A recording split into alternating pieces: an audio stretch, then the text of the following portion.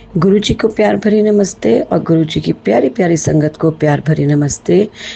जय गुरुजी, जय गुरुजी। प्यारी साथ संगत जी, मैं अपना नाम मतलब रिवील करने में या अपना इंट्रोडक्शन देने में टाइम नहीं वेस्ट करना चाहती। मैं सिर्फ गुरुजी की वडियाई बताना चाहती हूँ कि गुरुजी ने कैसे 25 मई 2025 से लेके और 31 मई 2025 तक कैसे कैसे गुरुजी ने ब्लेस किया मैं आपको बताऊंगी। मगर ये सत्संग के एक सत्संग में 2 सत्संग आएंगे और एक सत्संग में मैं आपको वो अलग से रिकॉर्ड करके कल दूंगी संगत जी। तो संगत जी, ये मेरा सत्संग नहीं, ये गुरुजी का सत्संग है, क्योंकि मैं हमेशा बोलती हूँ कि मेरी तो जय गुरुजी भी बोलने की औकात नहीं है। ये गुरुजी बुलवाते हैं तो बोला जाता है, नहीं तो ये ज़बान तो जय गुरुजी भी नहीं बोल सकती। और हमारी इतनी औकात भी नहीं है कि हम अपने गुरुजी की वडियाइयाँ कर सकें, क्योंकि गुरुजी की बहुत ऊंची वडियाई है। गुरुजी महाशिव हैं और महाशिव की वडियाई करना कोई आसान बात नहीं है। संगत जी, 25 मई को गुरुजी के समाधि दिवस का गौरव अंकल के घर पे सत्संग था। ये संगत जी आप जानते हो कि गौरव अंकल को, जिनका नाम गौरव धामा है, तो उनके यहाँ सत्संग था। तो एक्चुअली सत्संग में इन्वाइट किया गया था। तो सत्संग में गुरुजी इन्वाइट करते हैं। गुरुजी हमेशा कहते हैं कि आप ये मत सोचो कि आपको ऑनर ने इन्वाइट किया, आपको इन्वाइट करने वाले गुरुजी हैं। गुरुजी मैसेज देते हैं तो हमारे तक पहुँच पाता है। तो संगत जी, जैसे संगत जाती है सारी संगत, तो ऐसे मैं भी अपने घर से मैंने बोला कि इस दिन सुखमनी साहब जी का पाठ है।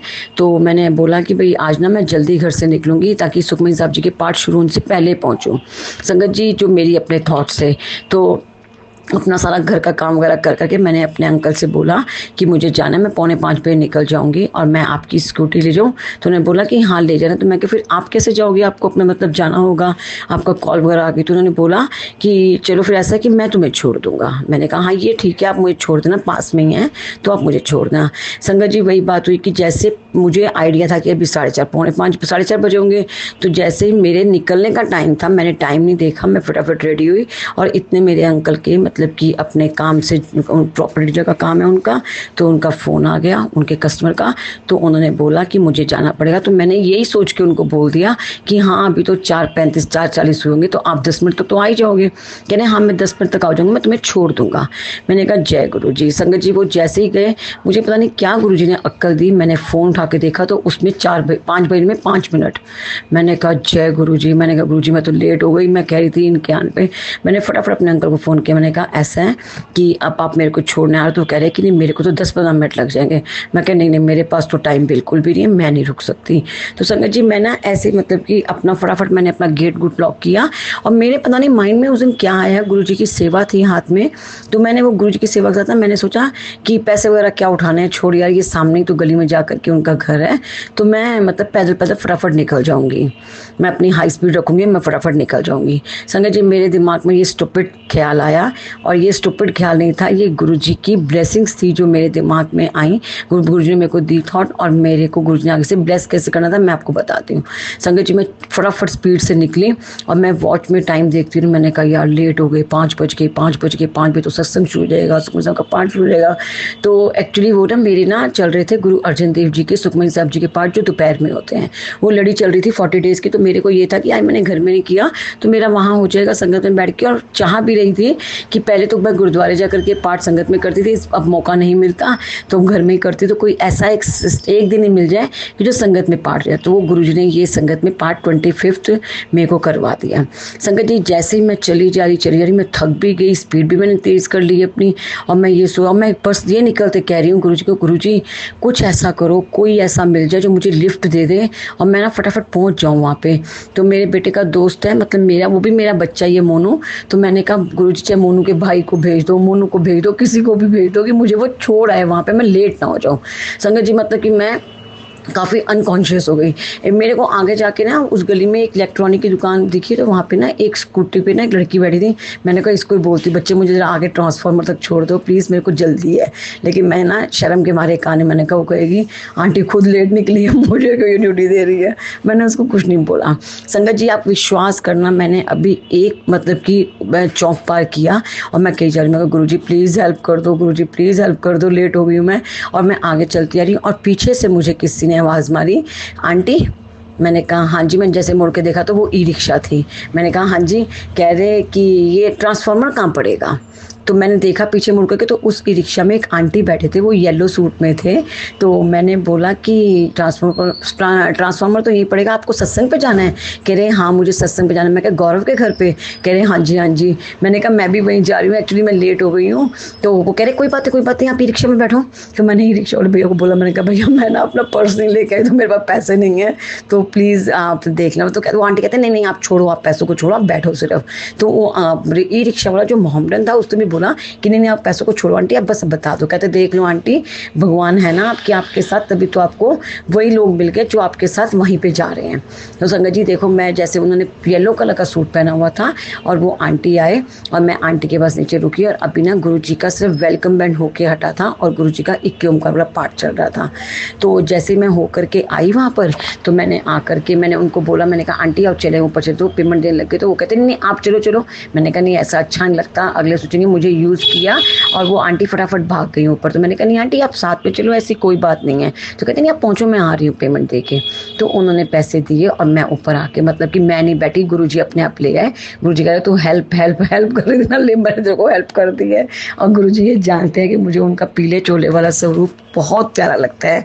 मेरा मतलब कि गुरुजी हर स्वरूप पे बहुत सुंदर लगते हैं, बट येलो चोले वाला तो बहुत ही प्यारा लगता है। तो संगत जी ऊपर गए और ऊपर जैसे पाठ शुरू हो गया, तो पाठ शुरू होकर के जब पाठ करने लगे बैठे, तो मैंने आज से कम 1.5 साल पहले एक सत्संग सुना था एक आंटी का, कि आंटी ने गुरुजी के सत्संग गुरुजी के मंदिर जाने के लिए 3 सूट निकाले थे, ये भी नहीं पहनना है, ये भी नहीं पहनना है, ये पहनना है। तो जब गुरुजी के पास उस टाइम गुरुजी फिजिकल फॉर्म में थे, तो जब वहाँ पे मंदिर पहुंचे तो गुरुजी ने बताया कि आंटी तू 3 सूट कड्डे सी, ए भी नहीं पाना, ए भी नहीं पाना, ए पाना है, तो तू आज एमए में करो करके आई है। तो मैंने भी वही मेरे साथ हुआ कि मैंने 3 सूट निकाले और 3 सूट मैंने ऑप्शन अपनी देवती जो मेरी बेटी की बेटी है चेरिश, मैंने उसके आगे रख दी। मैंने कहा चेरू बता नानी कौन सा सूट पहन के जाए। और जो मेरे माइंड में सेटअप था सूट का, तो मेरे को उसने भी बोला कि मम्मा आप ये वाला पहन लो। मैंने कहा ये अच्छा लग रहा है, कहती हाँ। और संगत जी जब मैंने वही वाला सूट पहना ऑप्शनल करके, तो जब गुरु जी के दरबार में गई तो गुरु जी का भी चोले का सेम वही कलर था। मेरे को इतनी खुशी हुई ना, मैंने कहा गुरु जी यार आप कहाँ से क्या क्या करते हो, मुझे कुछ पता नहीं लगता आपका, बस आप खुश कर देते हो। आपको पता है कि ये ना पागल है, इसलिए मेंटल है, थोड़ी दिमाग से है, तो इसके लिए ऐसे कर दूँ ये और खुश हो जाएगी। तो फिर संगत जी बड़े आराम से बहुत अच्छा सत्संग हुआ आंटी के घर पे, क्योंकि आंटी और आंटी के जो बेटे हैं उनका बहुत अच्छा भाव है, बहुत अच्छा बच्चा है गौरव। तो मतलब बहुत अच्छा लगा उनके घर में सत्संग में, क्योंकि वो सुखमनी साहब का पाठ था, वो तो आपको पता है सुखों की मनी का पाठ है, जिस घर में वो हो जाता है वहाँ तो फिर कभी कोई परेशानी दिक्कत का मतलब ही नहीं है। तो संगत जी वो पाठ होकर के हटा, तो जैसे लंगर सर्व करने लगे, तो मैं ना एक आंटी से इशारा किया, मैं कि आंटी प्लीज़ मुझे जल्दी दे दो। देखो एक्चुअली संगत जी ऐसा होता है कि सबको ना अपने अपने घर से एक टाइप की बाउंडेशन होती है। बाउंडेशन भी क्या होती है, एक हमारी अपनी फैमिली की जिम्मेवारी भी है। सबसे बड़ा मंदिर हमारा घर है, हमारे लिए हमारी फैमिली है, बच्चे हैं, अंकल हैं, हमारे बड़े बुजुर्ग हैं। तो मेरी कुछ ड्यूटी अपने घर के लिए बहुत ज़्यादा है। लोगों की जैसे होती है ना 24/7, ऐसे मेरा है 24/7 मैं सबके लिए अवेलेबल होती हूँ।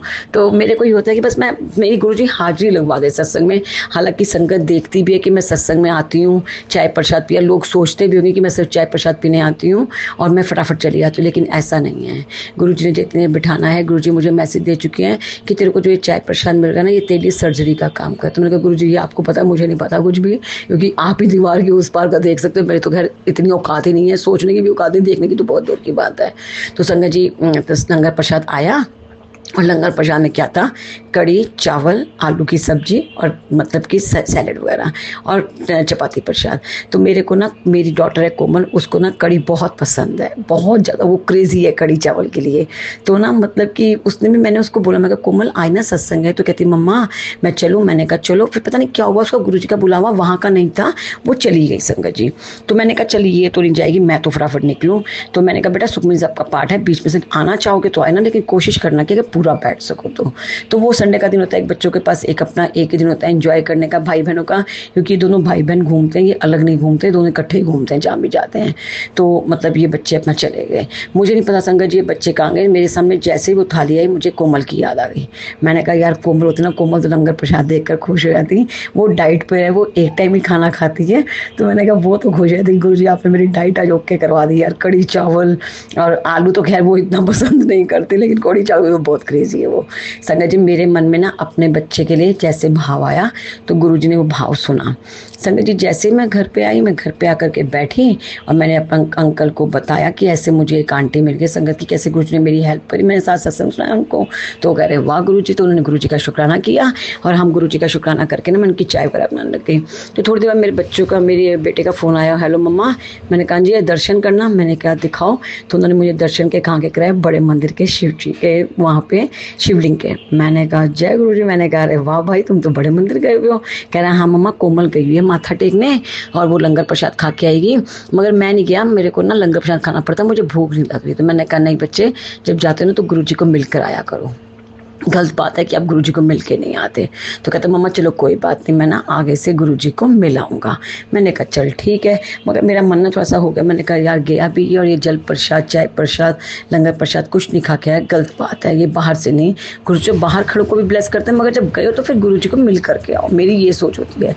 तो संगत जी पता नहीं इसको गुरुजी ने क्या थॉट दिया, वो उसने मुझे घर आकर के बताया मम्मा इसने मुझे भेज दिया, वहाँ पे गुरुजी के ना समाधि दिवस की तैयारी हुई थी और इसने बहुत दूर पे स्कूटी थी। मैं फटाफट करके दर्शन करें और दर्शन करके मैं लंगर प्रसाद जल्दी दिखाया कि भाई बाहर खड़ा है और मैं फटाफट आ गई वहां से। और जब मैं यहाँ आई तो ये यहाँ पे था ही नहीं। कहती मैंने कहा ये कहाँ चला गया भाई। कहती मैंने इसको फ़ोन किया तो इसने फ़ोन तो पिक नहीं किया, मगर वीडियो कॉल करके दिखाया कि मैं गुरुजी के दर्शन करने चला गया हूँ। मैंने कहा जय गुरुजी। कह रहा मम्मा पता नहीं आपसे बात हुई उसके, मुझे क्या हुआ, मेरा दिल करे मैं गुरुजी को मिलने जाऊँ और मैं लंगर प्रसाद खाऊं, मुझे तो भूख बड़ी तेज लग रही है और जस्ट उससे 5 मिनट पहले मुझे कुछ भी भूख नहीं थी। तो मैंने कहा तेरे को गुरुजी ने ब्लेस करना था ना बाबू, देख तभी तेरे को गुरुजी ने बुला लिया।